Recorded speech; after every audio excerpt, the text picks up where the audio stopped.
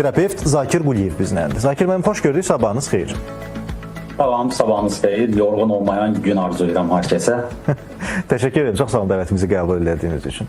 Çox qısaca bundan başlayaq ki, necə bilim ki, mən sadəcə yorğunam, yoxsa xroniki yorğunluqdan əziyyət çəkirəm? Bunun bir fərqini bilək.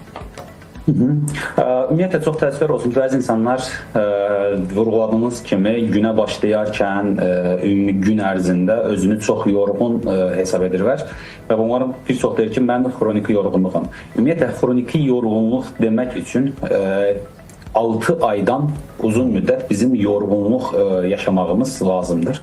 Yoxsa bizim 1 günlük, 2 günlük, 3 günlük yorğun özümüzü hiss etməmiz xroniki yorğunluq. 5 ay yarım normaldır da, belə başa düşdüm. 6 ay, yəni tibbi literaturda deyir ki, 6 ay üzərində yorğunluğa biz artıq xroniki yorğunluq deyirik. Bəzən də biz bunun xroniki yorğunluq varsa bir insanın mütləq altda yatan səbəb var. Yəni hər hansısa bir insanın xroniki yorğundursa, altda yatan səbəb mütləq araşdırılmalıdır. Çünki bunların araşdırdığımız zaman altda yatan bir çox xəstəlik görülür. Misal üçün, ən adi bir qan azlığı, anemiya.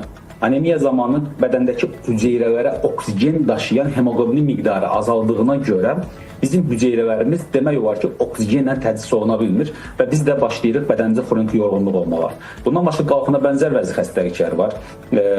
Həm hipotireoz, yəni tənbəl zod, həm də zəhərli zod bizdə xroniki yorğunluğa gətirib çıxarda bilər. Vitamin çatışmazlıqları ola bilər, xüsusən D vitamin çatışmazlığı. D vitamin çatışmazlığı, bəli, o yorğunluğu yaradır. Bir də maqnezium. Birbaşa yaradır. Bundan başqa ürək-qan damar sistemi xəstəlikləri, ağciyər sistemi xəstəlikləri, şəkərli diabet, bunlar hamısı xroniki yorğunluğu gətirə bilər. Bəzən də biz araşdırdığımız zaman hər hansısa bir altda yatan səbəb tapa bilmirik. Bu zaman isə biz artıq buna xroniki yorğunluq sindromu deyirik. Xroniki yorğunluq sindromu daha çox bizim hər hansısa bir üzvü xəstəlik deyil, daha çox altda yatan hər hansısa bir psixiatrik bir problemlərdən, psixolojik problemlərdən daha çox qaynaqlı olur. Ona görə də hətta biz xroniki yorğunluq sindromu olan insanları daha çox psixoloqlarla, bəzən psixiatrlarla bərabər müalicə edilməsi məsləhət görülür. İndi bioloji səbəblərdən biz bir qədər danışdıq da, D vitamini çatışmazlığıdır, müəyyən qədər qalxana vəzi məsələsi və s. Psixoloji tərəflərdə bu stressdən, çoxlu yüklənmədən və s. və yaxud ümumi şəhər həyatının özü onu bizə yükləyirmi sizcə? Ümumiyyətlə, günümüzdə bu stres faktorunun doğru şəkildə idarə olunması çox vacibdir. Çünki biz bilirik ki, stres bütün xəstəliklərin qapısının açarıdır. Yəni, bir insanın həyatı stresslidirsə, mütləq şəkildə o insan bu və ya digər dərəcədə hər hansı bir xəstəliklə qarşılaşacaq. Ona görə stres faktorunun idarə olunması burada mütləq vacibdir. Bir də yuxu rejimi. Çox təəssüflər olsun ki, günümüzdə yuxu rejiminə əməl edən insan sayı artıq demək olar ki, barmaqla göstərəcək qədər azdır. Niyə? Biz hansımız deyə bilərik ki, axşam saat 11-də, 12-də rahat yatırıq, səhər saat 7-də, 8-də uyanırıq. Xeyr, geç saatlara qədər oyaq qalırıq. Mavi ekran dediyimiz şey var ki, istər telefondakı işıqlar, istər televiziyalar, bunların hamısı mavi ekran olduğuna görə gecə saatlarında biz bunlarla təmasa keçdiyimizə görə bizim bədənimizdə yuxu rejimini bərpa edən, tənzimləyən melatonin sintezi pozulur. Yəni bir insan nə qədər gecə məsələn yuxuya yatmağa gedəcək, getməmişdən öncə nə edir? 1 saatda telefonla yatağına telefonla oynayır. Nə olur? Onun mavi 1 saat yaxşı rəqəmdir dediniz. Ən yaxşı halda 1 saat. Və nə olur? Melatonin sintezi pozulur. O insanın dərin yuxuya yatması ehtimalı yoxdur. Ona görə biz mütləq şəkildə tövsiyəmiz budur ki, əgər hər hansısa bir xroniki yorğunluğunuz varsa, yuxu rejiminiz problemidirsə, heç olmaya yatmamışdan 1 saat öncə mavi ekrandan uzaq qalın. Aktiv yürüyüş edin, gəzin. Çünki biz bunları etmədiyimiz müddətcə, yəni biz dərman preparatlarına çox sürətli şəkildə müraciət edirik. Amma həyat şəraitimizi dəyişdirmədiyimiz müddətcə bu dərmanlar istənilən dərmanda istifadə etsək, o bizi bir müddət rahatlaşdıracaq.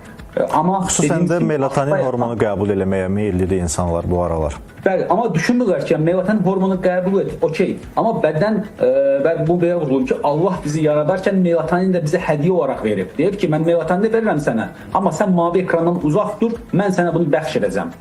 Amma çox təəssüflər olsun ki, biz Allahın verdiyi ilə qane olmuruq, çünki onun qədrini bilmirik və kənardan melatonin almaq məcburiyyətində qalırıq. İndi gündəlik həyatda hansı vərdişlərə yiyələnmək biraz, məsələn idman vərdişi və s. yəni bunu aradan qaldırmağa qadirdir sizcə bu xroniki yorğunluq və yaxud ümumiyyətlə də bu yorğunluq sindromu məsələsini?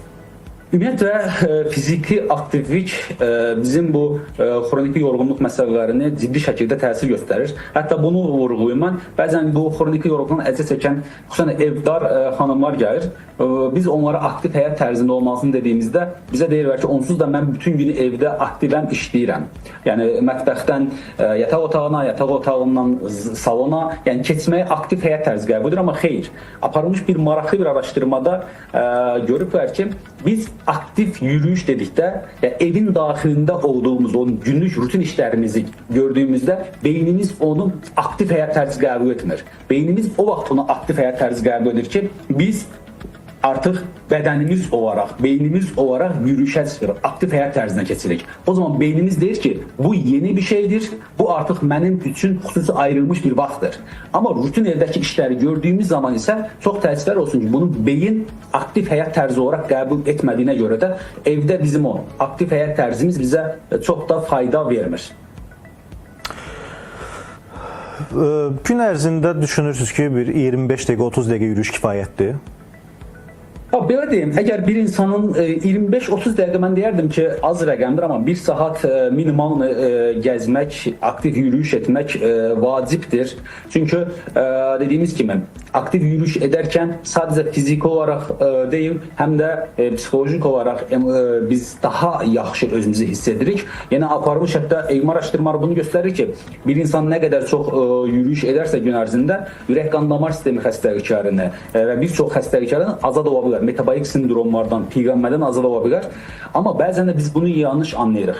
Əgər bizdə ürək-qan damar sistemi xəstəliyimiz varsa, biz yürüyüş edərkən o xəstəliyimiz daha da ağırlaşa bilər. Ona görə də mütləq həkiminizlə məsləhətləşərək nə qədər yeriyə biləcəyinizi, hansı tempdə yeriyə biləcəyinizi həkiminlə məsləhətləşərək qərar vermək lazımdır. Yəni burada toyuq yumurta məsələsi kimidir. Yəni biz əgər aktiv həyat tərzində olsaq, ürək xəstəliklərimizin riskini azaltmış olarıq. Amma ürək-qan damar xəstəliyimiz varsa, aktiv yürüyüş edərək, templi yürüyərək biz o xəstəliyimizi daha da aktivləşdirə bilərik. Ona görə də həkimlə məsləhətləşərək ona uyğun olan temp və məsafəni seçməkdə fayda var.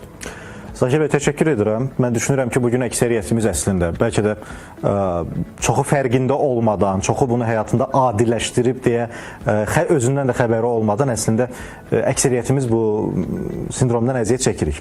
Yorğunluq, xronik yorğunluq. Bəli. Və məncə də bir çox suallara cavab oldu ki, biz nələri dəyişərək, nələri düzəldirək bundan xilas ola bilərik. Təşəkkür edirəm bir də. Mən təşəkkür edirəm dəvətinizə görə.